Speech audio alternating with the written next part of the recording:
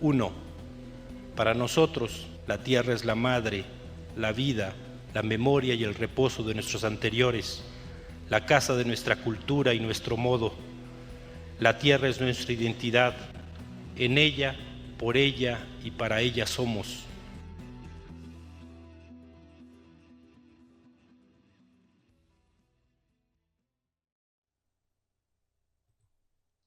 Salve, amizades! Aqui é Matheus Ferreira, artista multifuncional e metalúrgico, um filho da classe trabalhadora que, desde 2020, faz audiovisual pela Rosa Negra Produções e também faz tudo dentro da nossa subsidiária editorial, a Rosa Negra Selo. Hoje estamos lançando o Germinalcast, um podcast que realiza estudos de caso sobre cultura, política e economia sob uma perspectiva anarquista. O podcast também é uma ferramenta de divulgação das lutas passadas e presentes da classe trabalhadora, organizada no antifascismo e no anarquismo. Então, teremos 3 quadros. O mais completo, que é o estudo de casos. Os outros 2, só com leitura, nos moldes do que é feito pela Biblioteca Terra Livre. Salve aí para os camaradas da Biblioteca Terra Livre, inclusive. Esses 2 quadros vai ter um conteúdo mais teórico sobre o anarquismo chamado Leituras Libertárias e o outro mais amplo que é Leituras Antifascistas. Ainda não é possível realizar entrevistas, mas contamos com o apoio da camaradagem para termos essas condições em breve. Logo, quando tivermos o retorno dos primeiros episódios, realizaremos uma campanha de financiamento coletivo. Obrigado pela atenção e o seu tempo. Comente o que achou e divulgue o nosso trabalho.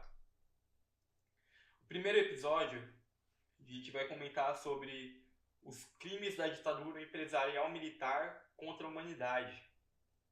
No dia 1º de abril de 64, os militares deram um golpe em Brasília, depondo o presidente João Goulart, graças a uma campanha da burguesia internacional e doméstica também, contra as reformas de base do governo federal, alegando aquela velha desculpa da nossa bandeira jamais será vermelha, contra um presidente que era um latifundiário no Rio Grande do Sul e montou sua carreira política baseada no coronelismo local.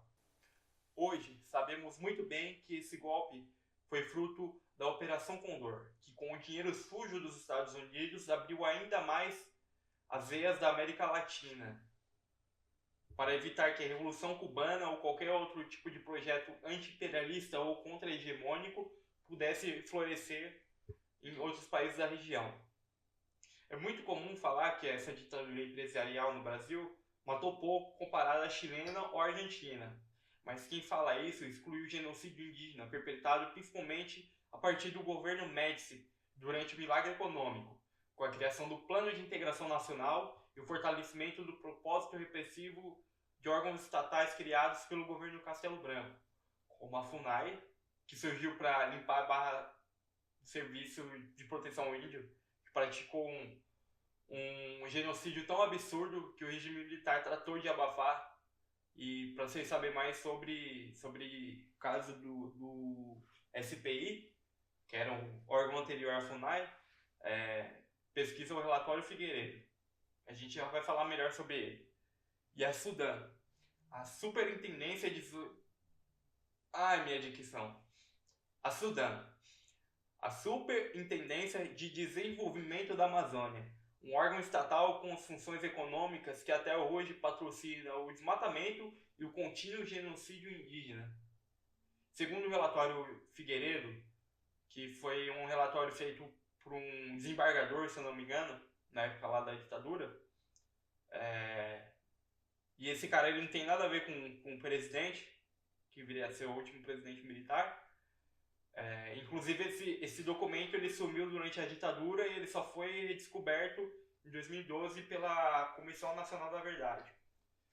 Então, segundo esse relatório, cerca de 8.350 indígenas foram assassinados de diversas formas ou deslocados de suas terras. Outra forma de violência ocorrida nesse período que pouco se fala é de uma geração inteira que teve seus direitos de organização trabalhista, acesso à saúde e à educação negados. Eu, sendo criação da periferia da cidade de São Paulo, percebo as consequências disso até hoje, já que a maior parte dos habitantes daqui são vindos do processo de êxodo rural, vieram em uma situação de penúria para serem explorados nas fábricas e terceiro setor, podendo muito bem assim ser morto pela polícia ou pelos pés de patos, e não tinha nenhum acesso, né, a saneamento, qualquer serviço público, né? E aí eu me pergunto, quantas vidas se constituíram só pelo trabalho, só para sobrevivência? Quantos homens adoeceram e viraram alcoólatras, agredindo esposas e filhos? Muito se fala como o regime militar torturou pessoas da classe média que, pela via pacífica ou armada, foram ao confronto.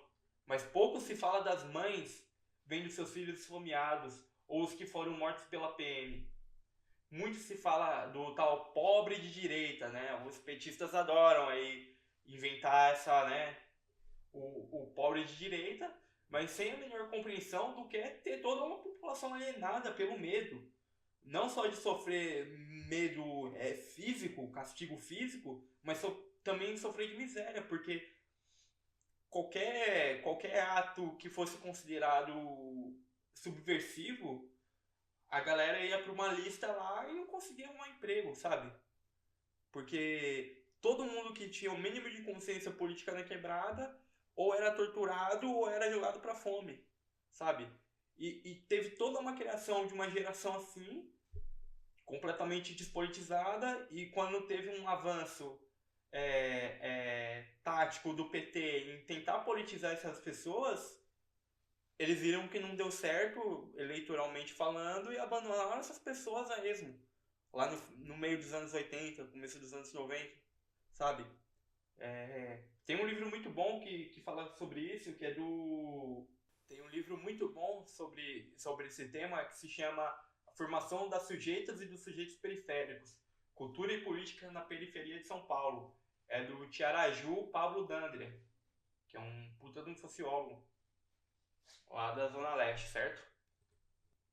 Pesquisem mais sobre esse trabalho e como que era mais ou menos a vida na periferia antes de falar aí, né?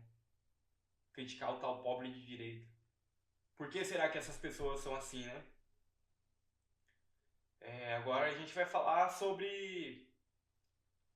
Ah, pessoal, eu falo um pouco sobre tortura e agressão sexual, tá? Então, isso pode ser gatilho para algumas pessoas. Eu falo sobre como que o Estado brasileiro, por meio da Escola das Américas, formou um monte de oficial profissional em torturar e extrair informações das pessoas pelo medo e controlar, né, as pessoas pelo medo, e como que isso era sistematizado, certo? Os presos políticos envolvidos na luta armada ou na agitação e propaganda ou em qualquer atividade suspeita ao regime eram presos e torturados enquanto estivessem vivos. Eu não quero ficar falando de detalhes por se tratar de um tema muito pesado, mas as mulheres principalmente eram abusadas sexualmente e torturadas na frente de familiares, inclusive dos próprios filhos, bem crianças, né? Como foi o caso da Melinha Teles, que é uma personagem muito famosa dessa história trágica, até hoje é uma das maiores militantes aí pela Comissão Nacional da Verdade, certo? Virgílio Gomes da Silva era um operário potiguar que migrou para São Paulo em 1957. Morava em São Miguel, bairro do extremo leste paulista, e trabalhava na nitroquímica, onde desenvolveu papel fundamental na luta sindical, tendo ajudado na conquista do 13º salário após uma greve da categoria em 63.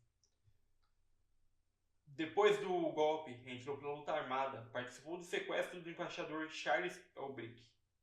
Virgílio foi preso alguns meses depois, em setembro de 69, e brutalmente torturado e executado.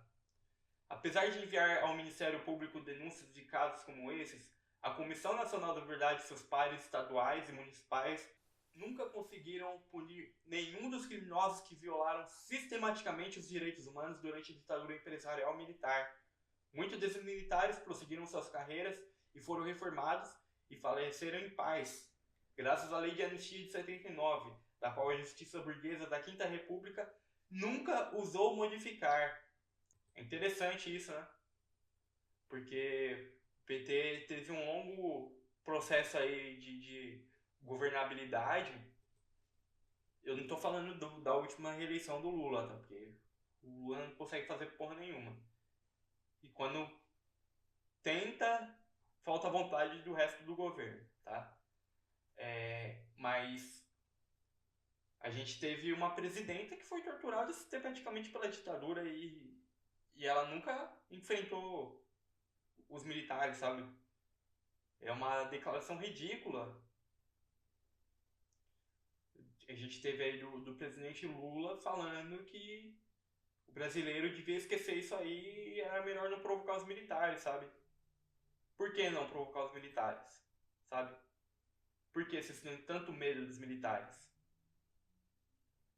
Quem quer fazer as coisas, construir um mundo diferente, mesmo que por via das reformas, vai enfrentar esses, mesmo de forma acovardada, vai enfrentar, sabe?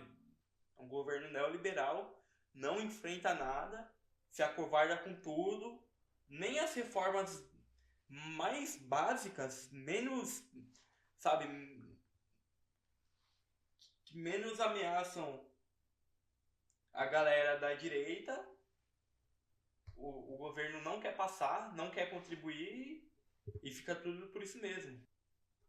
Então, galera, falando ainda sobre esses números, né, que os oficiais falam que foram por volta de 400 pessoas, né, mortas ou desaparecidas durante a ditadura, como esse número ele é muito classista, né? Ele é muito elitista, sabe?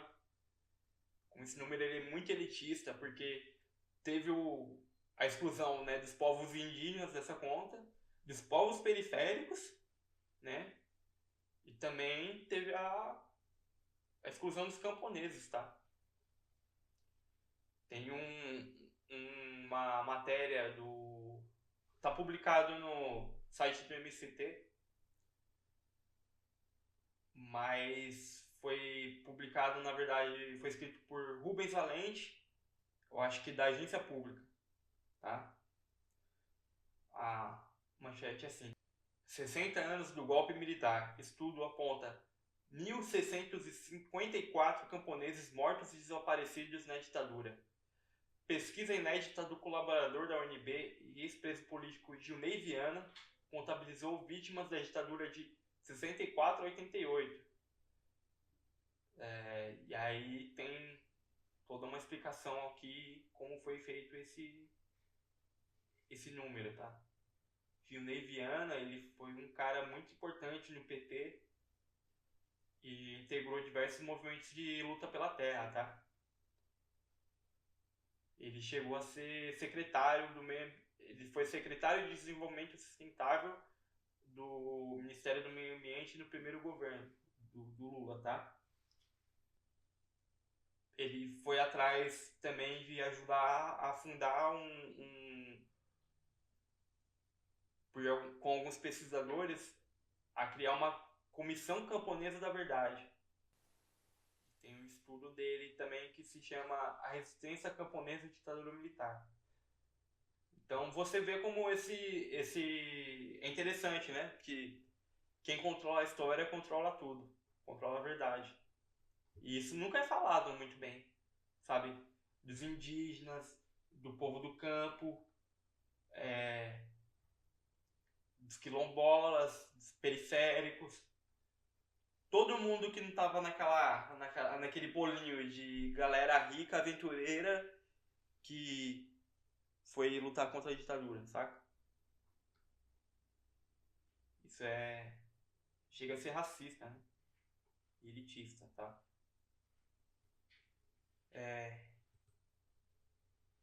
Porra, galera, o episódio ficou muito mais curto do que eu planejava, mas é isso. Eu vou tentar deixar o link da matéria em algum lugar. Eu não sei como eu vinculo isso ao Spotify, mas vai ter no YouTube, com certeza na descrição, tá? E é isso. Obrigado pela sua atenção. Até o próximo episódio.